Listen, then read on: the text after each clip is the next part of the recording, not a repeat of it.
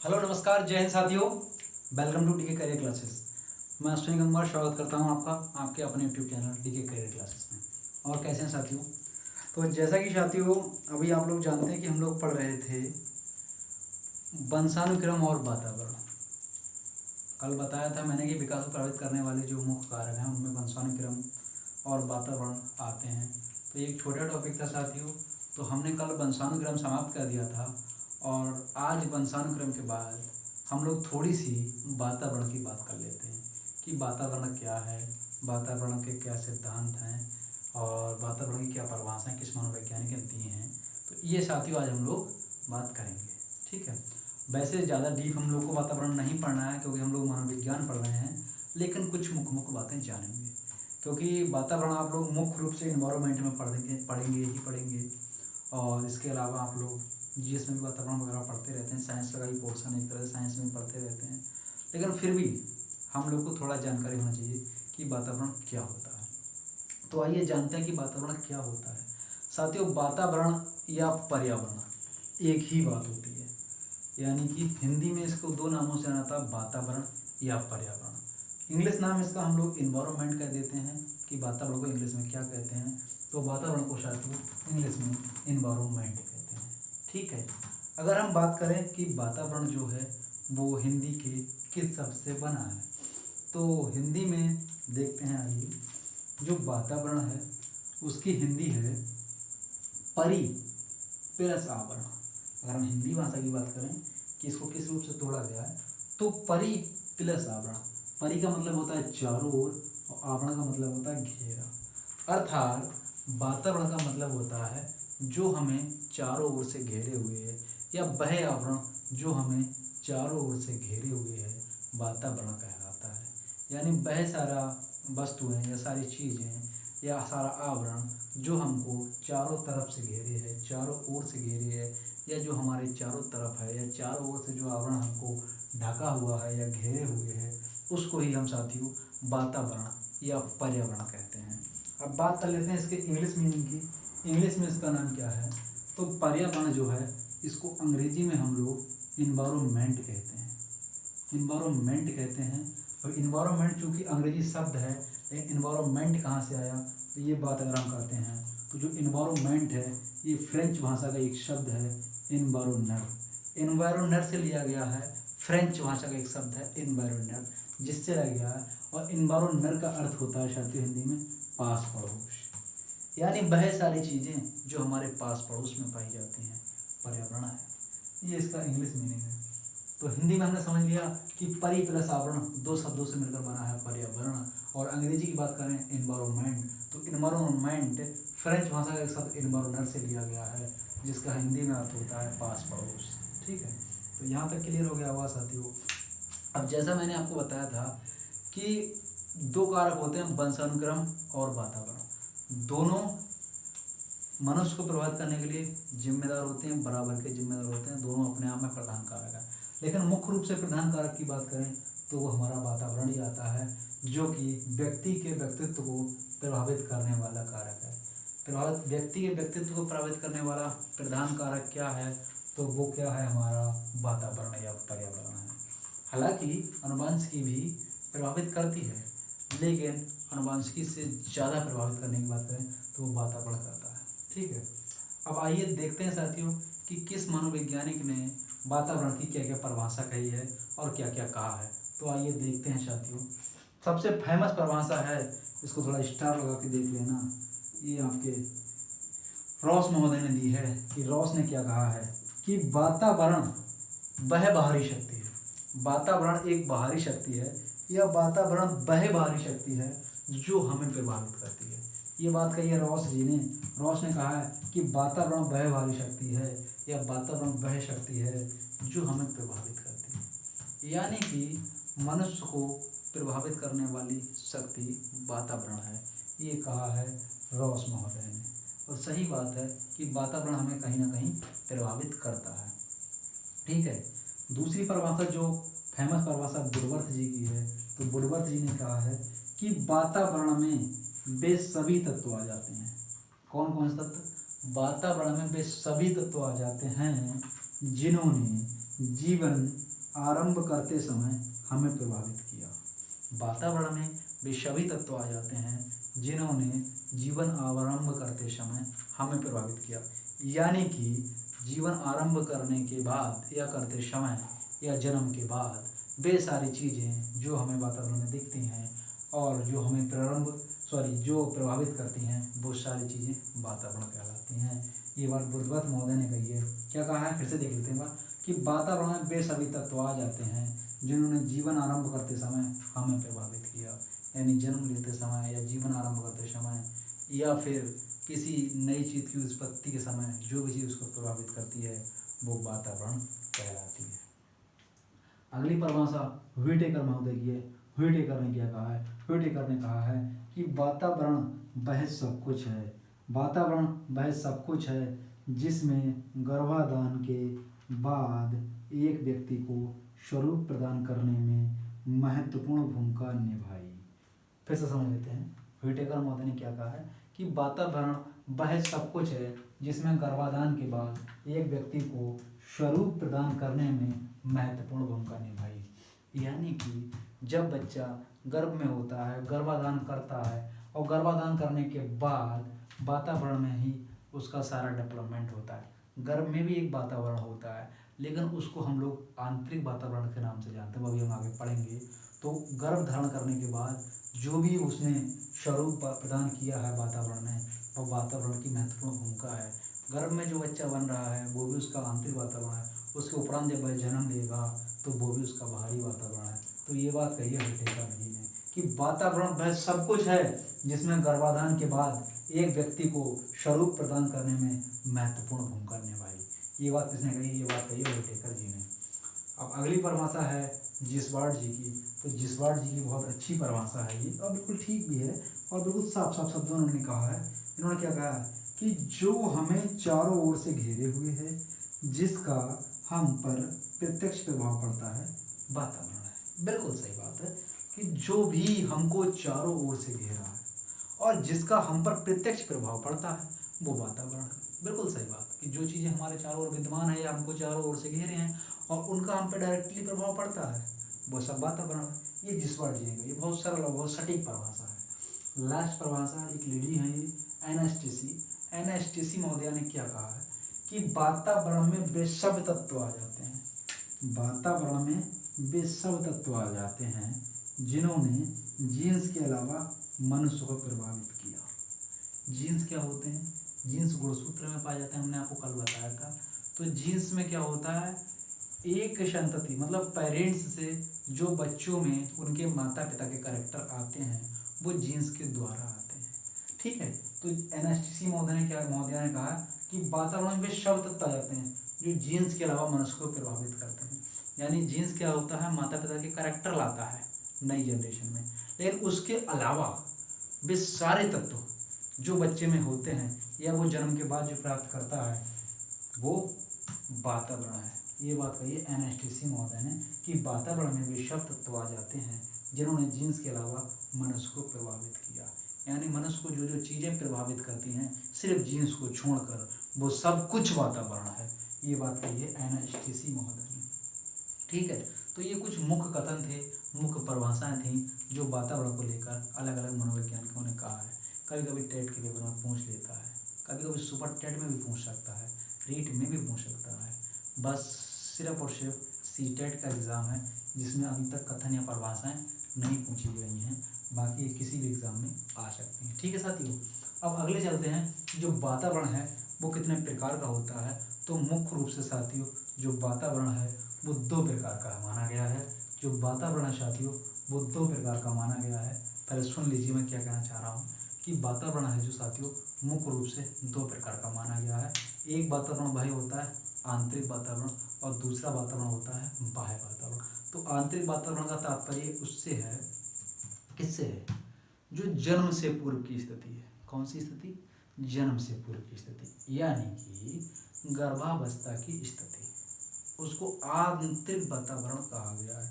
तो गर्भावस्था की स्थिति में जो वातावरण बच्चा देखता है या महसूस करता है उसको हम आंतरिक वातावरण कहते हैं। तो आंतरिक वातावरण में क्या क्या होता है, गुणसूत्र होते हैं, और वंश होता है, जीवन वंशानुक्रम होता है, जो भी अंग होते हैं अंदर, वही सब चीज़ आंतरिक वातावरण होता है। ये गर्भाशय में जो भी परिस्थिति में बच्चा रहता है, जो भी महसूस करता है, उसका जो प्रभाव होता है वो बच्चे पे कब पड़ता है, मतलब जीन्स हो गए, क्रोमोसोम हो गए, और सभी आंतरिक वातावरण में आएंगे उसके। लेकिन जब वो जन्म लेगा तो 9 महीने गर्भ में रहेगा, वही सारी आंतरिक वातावरण का प्रभाव जन्म लेने के बाद भी बच्चे पे पड़ेगा।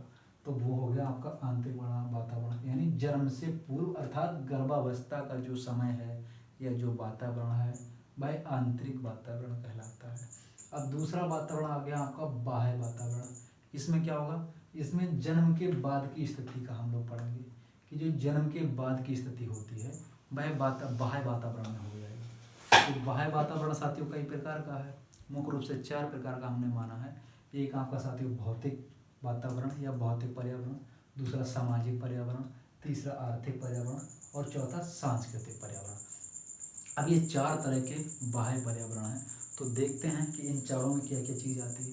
तो साथियों जो आपका भौतिक पर्यावरण होता है, तो भौतिक पर्यावरण में क्या आता है, आपकी जो प्राकृतिक चीज़ें हैं या जो भौगोलिक चीज़ें हैं जो हमारे चारों तरफ विद्यमान हैं, नदियाँ, पहाड़, झरने या जो भी बहुत सारी चीज़ें, जलवायु है, गर्मी है, ठंड है, ये सारी चीज़ें भौतिक वातावरण में आ जाएंगी। तो ये सारी चीज़ें क्या करती हैं, ये भी मनुष्य के विकास को कहीं ना कहीं प्रभावित करती हैं।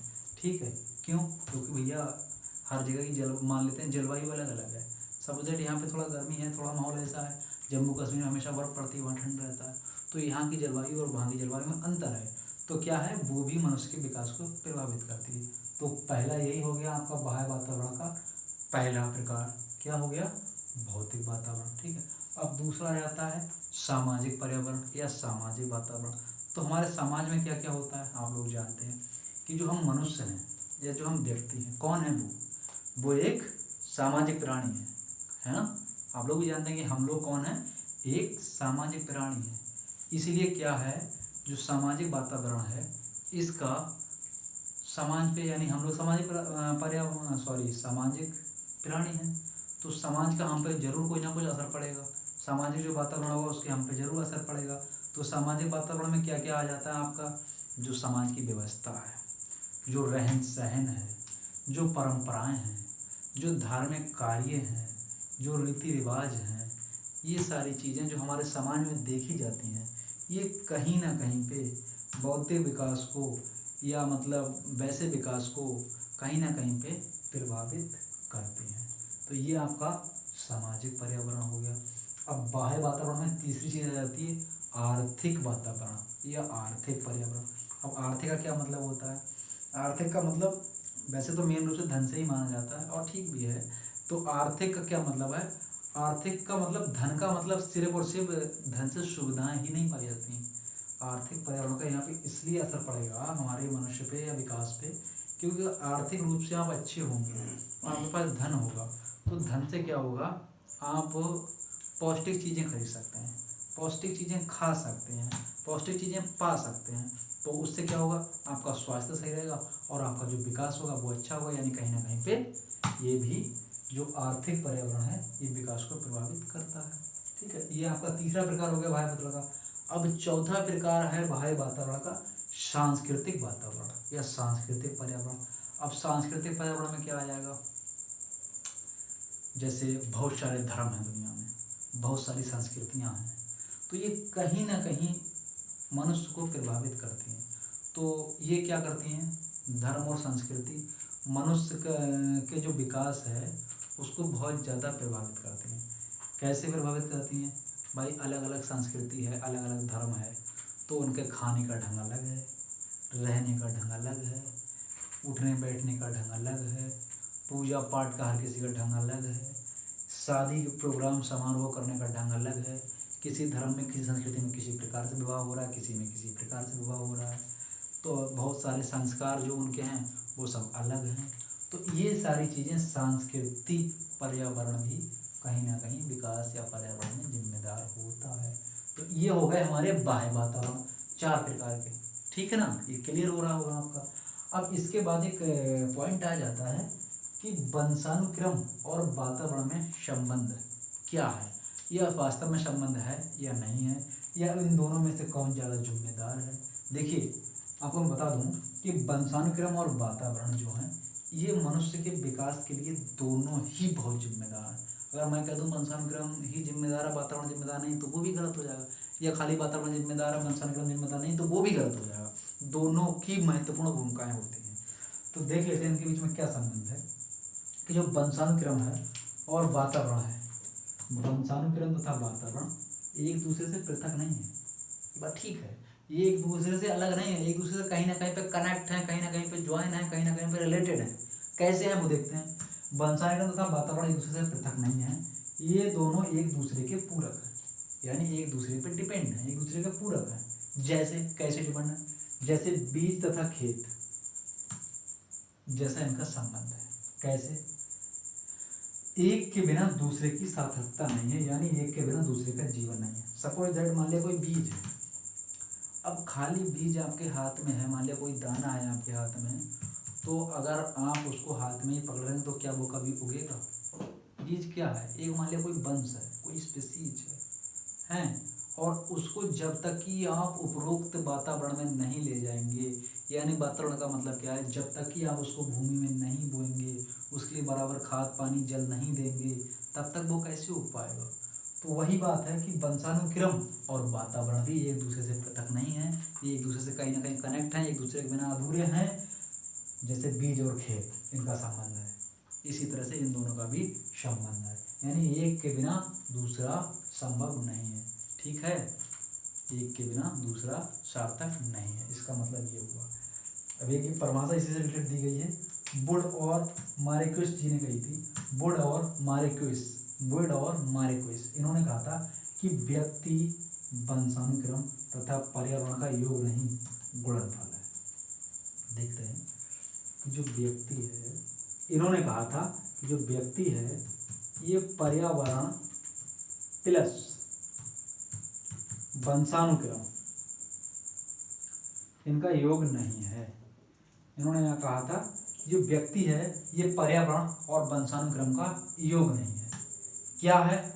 इन्होंने कहा था ये वंशानुक्रम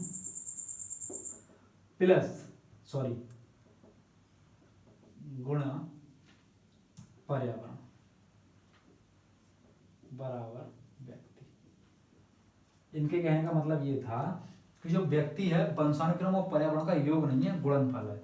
यानी जो वंशानुक्रम और पर्यावरण एक दूसरे से कनेक्ट होंगे तभी आपका व्यक्ति का विकास सही से हो पाएगा या वो विकसित होगा। ठीक है, तो ये बहुत इंपॉर्टेंट परिभाषा है कि व्यक्ति वंशानुक्रम तथा पर्यावरण का योग नहीं, गुणनफल है। ये कभी कभी सवाल आ जाता है, किस तरह से आ जाता है वो मैं आपको दिखा देता हूँ। ये इस तरह से होगा, दिया होगा वंशानुक्रम गुणा पर्यावरण बराबर मनुष्य, यानी कि ये मनुष्य का जो विकास है वो वंशानुक्रम और पर्यावरण दोनों से रिलेटेड है। ये बात कई जगह पूछी भी गई है। ठीक है, तो ये बात किसने कही है? वुड और मार्क्वेस जी ने। ठीक है, अब देख लेते हैं साथियों वातावरण के सिद्धांत क्या क्या हैं। तो वातावरण के मुख्य रूप से दो सिद्धांत हैं। हालांकि जो मैंने कल वंशानुक्रम के सिद्धांत बताए थे तो उसमें इसकी चर्चा हुई थी, उसमें ये बात मैंने आपको बताई थी, लेकिन फिर भी मैं आपको दोबारा बता देता हूँ। इसमें दो मुख्य रूप से सिद्धांत हैं जो आज भी चर्चित हैं और जो आज भी ठीक हैं, सटीक हैं। वो कौन कौन से सिद्धांत हैं, आइए देखते हैं। एक है लैमार्क के अर्जित गुणों का वितरण का सिद्धांत, दूसरा है डार्विन का सिद्धांत। बहुत फेमस सिद्धांत हुए हैं ये, आपने बायोलॉजी में पढ़े होंगे और भी जगह पढ़े होंगे। ये दो सिद्धांत आज भी वैलिड हैं और आज भी ठीक हैं। देखिए मैं फिर से एक बार एक्सप्लेन करता हूँ, हालांकि मैंने आपको पिछले लेक्चर में ये दोनों चीज़ें बता दी थी। देखिए लैमार्क के जो अर्जित गुणों के वितरण का सिद्धांत है, तो उन्होंने क्या कहा है कि जो वातावरण से प्राप्त किए गए जीन्स होते हैं या जो गुण होते हैं, या जो वातावरण से प्राप्त गुण होते हैं वो जीन्स के माध्यम से, ये साइंटिफिक लैंग्वेज है, थोड़ा समझने की कोशिश करना, कि जो वातावरण से प्राप्त किए गए जो वातावरण से प्राप्त किए हुए जो गुण होते हैं वो जीन्स के माध्यम से नए संतानों में पहुंचते हैं। कैसे? कि जो वातावरण से प्राप्त किए गए गुण जो होते हैं वो जीन्स के माध्यम से अपने पेरेंट्स से जनरेशन टू जनरेशन ट्रांसफ़र होते रहते हैं। ये बात कही थी लैमार्क जी ने। अब लैमार्क जी ने ये बात कही थी, लैमार्क जी ने इसका अध्ययन किया था जिराफ के ऊपर। जिराफ इनके जो थे, जिराफ का एक बार मैंने उन्होंने कैसे अध्ययन किया था कि जिराफ थे जो पहले ज़मीन पे घास उगा करती थी उसको खाते थे। धीरे धीरे वो पेड़ वहाँ पे ख़त्म हो गई घास, फिर झाड़ियाँ खाना शुरू की, फिर ऊंचे ऊंचे पेड़ों को खाना शुरू किया। तो धीरे धीरे उन्होंने अपनी गर्दन पे ज़्यादा जोर दिया। धीरे धीरे उन्होंने गर्दन उनकी जो गर्दन की जो जीन्स थे, जो गर्दन की जो उनकी मतलब कोशिकाएँ थीं, वो धीरे धीरे डेवलप होती गई। फिर वही गुण उनकी पीढ़ियों में ट्रांसफ़र होते गए और उसके बाद जो नए जिराफ आए वो धीरे धीरे लंबी गर्दन वाले आने लगे। तो इसी को कहा गया लैमार्क के अर्जित गुणों के वितरण का नियम, यानी जो उनके गुण थे वो उनकी संतानों में भी वितरित होने लगे। तो ये सिद्धांत किसने दिया था? लैमार्क जी ने दिया था। प्रयोग किस पे किए थे? जिराफ पर किए थे, ध्यान रखना। अब दूसरा आता है डार्विन का सिद्धांत। तो डार्विन ने अपने सिद्धांत में क्या कहा है? डार्विन ने अपने सिद्धांत में क्या कहा है कि जो जन्मजात शक्तियां हैं हर जीव को एक मिली हुई हैं, जन्मजात शक्तियां हैं जो हर जीव को मिली हुई हैं, और उनके लिए भी उनके जो जन्मजात शक्तियां हर जीव को मिली हुई, अगर उनके भी अस्तित्व को उसको बचाना है तो उसको अपने वातावरण से संघर्ष करना पड़ता है। यानी कोई भी जीव है उसको जो जन्मजात शक्तियां मिली हैं, अगर उनको वो बचाना है, अपना जीवन बचाना है, अपने आप को जीवित रखना है, तो उसको अपने वातावरण से संघर्ष करना पड़ता है। जैसे आपने देखा होगा, आपने सुना भी होगा कि जब पृथ्वी की उत्पत्ति हुई तो बहुत सारी बारिश हुई, कई हजार वर्षों तक बारिश हुई, कई हजार वर्षों तक बारिश चलती रही। तो उसमें क्या था, बहुत सारे छोटे मोटे जीव जंतु सब बह गए, ख़त्म हो गए। लेकिन जो जीव जंतु अपने आप को उस समय अनुकूलित कर गए वो जीवित रह गए। तो इन्हीं के सिद्धांत को अनुकूलन का सिद्धांत भी कहते हैं। तो डार्विन जी ने क्या कहा था, जैसे इन्होंने बताया था कि उसी समय एक उदाहरण और भी इन्होंने दिया था डायनासोर का उदाहरण, कि जो डायनासोर थे वो भी अनुकूलन नहीं कर पाए अपना पर्यावरण के हिसाब से और वो धीरे धीरे नष्ट हो गए। ऐसे ही पहले जो बहुत सारी मानव की प्रजातियाँ हुई हैं, तो जो मानव की प्रजातियों ने अपने लिए चट्टानें तोड़ तोड़ के घर बना लिए और जीवित रह रही, भोजन की व्यवस्था अपनी कर ली, तो वही जीवित अगले तक रहीं, वही प्रजातियाँ अगले तक डेवलप हुई, बाकी प्रजातियाँ नष्ट हो गई। तो ये डार्विन का सिद्धांत है, यानी कि मनुष्य को या किसी भी प्राणी को जीवित रहने के लिए अपने वातावरण से, अपने अस्तित्व के लिए अपने वातावरण से संघर्ष करना पड़ता है। ये डार्विन का वातावरण का सिद्धांत है। तो ये दो मुख्य सिद्धांत हैं। तो साथियों, कैसा लगा आपको वातावरण के बारे में जो मैंने पढ़ाया? तो यही कुछ मेन बेसिक मूल बातें हैं जो हमारे बाल विकास से रिलेटेड हैं, क्योंकि बाल विकास या मानव विकास उससे हमने बताया था प्रभावित करने वाले कारक को हमको सिर्फ पढ़ना। तो मनुष्य को जो प्रभावित करने वाले दो ही कारक हैं मुख्य रूप से, बाकी बहुत सारे कारक हैं। दो कारक हैं आपके आनुवंशिक और वातावरण, तो हमने ये दोनों पढ़ लिए, ठीक है। इसके अलावा ये समाज में हमारे रहने एक चीज़ और बता दें आपको, परिवार भी आ जाता है। परिवार भी बहुत ज़्यादा प्रभावित करता है। इसी में आपका समाज में आपका स्कूल भी आ जाता है। अब परिवार में क्या होता है, मैं आपको बता दूं कि परिवार में क्या होता है, जो बच्चे होते हैं उनका प्रथम विद्यालय कहा गया है। परिवार को विद्यार्थियों का या बच्चे का या शिशु का प्रथम विद्यालय कहा गया है, ठीक है। मैं बता दे रहा हूँ, ये बात आपको बहुत जरूरी बने बताना है। देखिए, इसमें दो चीज़ें आ जाती हैं और ज़रूरी हैं जो बताना, एक परिवार और दूसरा स्कूल, ठीक है। इसको थोड़ा देख लीजिए। अब परिवार को क्या कहा गया है? प्रथम विद्यालय, शिशु का प्रथम विद्यालय, ठीक है। दूसरी बात, परिवार में शिशु लेता है क्या? अनौपचारिक शिक्षा, अनौपचारिक शिक्षा, ये भी वो परिवार से प्राप्त करता है। तीसरा क्या, बच्चे की प्रथम शिक्षिका या प्रथम गुरु किसे कहा गया है? तो वो किसे कहा गया है? प्रथम शिक्षिका या प्रथम गुरु जो बच्चे कहा गया वो किसे कहा गया? माँ को। तो ये तीन चार बातें हैं कि समाज में कौन, ये भी समाज के दो बिंदु हैं, एक परिवार और एक स्कूल। तो परिवार को कहा गया है बच्चे का प्रथम विद्यालय, और इसमें ही बच्चा अनौपचारिक शिक्षा प्राप्त करता है, और इसमें बच्चे का प्रथम गुरु कौन होता है? तो उसकी माँ होती है। तो ये बात थी आपकी परिवार से संबंधित, ठीक है। अब आ जाते हैं स्कूल के बारे में। स्कूल क्या है? स्कूल उसका जो है बच्चे का, वो आपका हो जाता है द्वितीय विद्यालय, ठीक है। स्कूल जो है वो है उसका द्वितीय विद्यालय। प्रथम विद्यालय उसका परिवार है और जो स्कूल है वो उसका द्वितीय विद्यालय है। ठीक है, और इसमें बच्चा ग्रहण करता रहता है, इसमें बच्चा जो शिक्षा ग्रहण करता है उस शिक्षा को कहते हैं औपचारिक शिक्षा। क्या? औपचारिक शिक्षा। औपचारिक क्या शिक्षा होती है? औपचारिक शिक्षा का मतलब होता है कि एक निश्चित स्थान पर, निश्चित समय में, निश्चित पाठ्यक्रम को निश्चित लोगों के द्वारा जो शिक्षा हम लोग ग्रहण करते हैं उसको औपचारिक शिक्षा कहते हैं। तो ये स्कूल में बच्चा प्राप्त करता है। ठीक है, तो ये थी मुख्य मुख्य बातें वातावरण से रिलेटेड। तो कैसा लग रहा है साथियों आपको मनोविज्ञान पढ़ते हुए? जरूर बताइएगा और यूं ही लगातार हम लोगों से जुड़े रहिएगा। धीरे धीरे हम लोग आपके लिए लगभग यहीं पर हर सब्जेक्ट की व्यवस्था कर रहे हैं। साथियों जैसा आप जानते हैं अभी कोरोना काल चल रहा है तो थोड़ी परेशानियों का सामना हर किसी को करना पड़ रहा है, तो आप लोग भी थोड़ा एडजस्ट कीजिए, हमारा सहयोग कीजिए। हम लोग आपके लिए लगभग हर सेवा देने की पूरी कोशिश करेंगे। बाकी आप लोगों में से अगर कोई भी व्यक्ति या कोई भी साथी या उसके घर पर कोई भी उसका मिलने वाला या उसका दोस्त यार कोई भी व्यक्ति हम लोगों से जुड़ना चाहता है, हमारे चैनल पर पढ़ाना चाहता है, हम लोगों के साथ मिलकर काम करना चाहता है, तो वो हमसे संपर्क कर सकता है। डिस्क्रिप्शन में हम लोगों के ईमेल आईडी, मोबाइल नंबर सब कुछ पड़ा हुआ है, वो हमसे बात कर सकता है किसी भी रूप में हमसे जुड़ने के लिए। बाकी आपको पढ़ाई से संबंधित कोई क्वेरी करना है तो आप कमेंट कर सकते हैं, मेल कर सकते हैं, फ़ोन कर सकते हैं। आपके लिए हम लोग हमेशा पूरी कोशिश करेंगे कि आपकी हर समस्या का हम लोग समाधान कर सकें। बाकी साथियों हमारे चैनल पर बने रहने के लिए आपको बहुत बहुत धन्यवाद। हमारे चैनल को ज़्यादा से ज़्यादा सब्सक्राइब करें, ज़्यादा से ज़्यादा लाइक करें और आपके द्वारा जो कि काम किए जाएंगे उससे हम ज़्यादा से ज़्यादा मोटिवेट होंगे और आपके लिए उतना ही अच्छा देने का प्रयास करेंगे। Thank you, all of you, thank you.